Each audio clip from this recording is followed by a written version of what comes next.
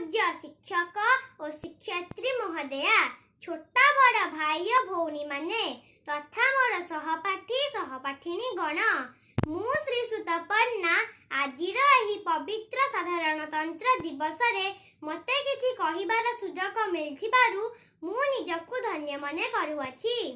Tumur संग्राम और आत्मोत्सर्गर फलश्रुति स्वरूप 1947 मसीहा अगस्ट 15 तारिख रे भारत तार चिर ईप्सित स्वाधीनता लाभ कला।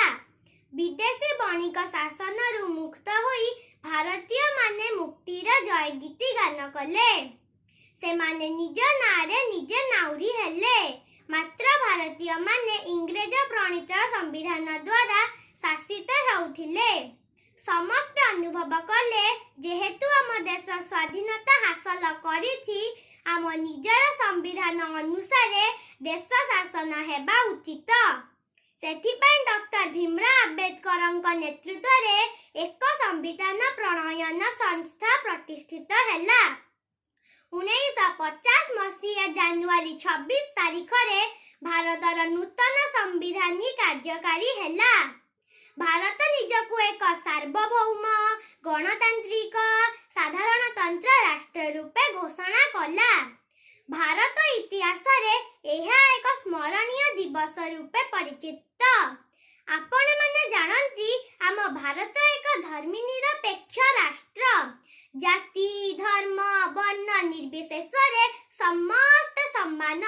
सबु भारतीय लक्ष्य एक हेबा आवश्यक।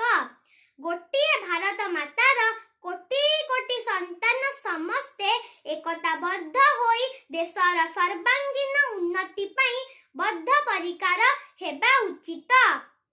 समस्ते एही आदर्श रे अनुप्राणित हेबा एही साधारणतंत्र दिवसर मुख्य उद्देश्य। एही दिन आमे शपथ नेबा आम देशकु और आम भाषाकु सुरक्षित रखिबा और देशर दुर्नीति बेकारी और सन्त्रासवाद को हटाई देबा। प्रत्येक भारतीय जेउ दिन एक मन एक प्राण नहीं भारतर उन्नति पई आगे आसीबे, सेही दिन साधारणतंत्र दिवसर सफल रूपायन होई पारिबो।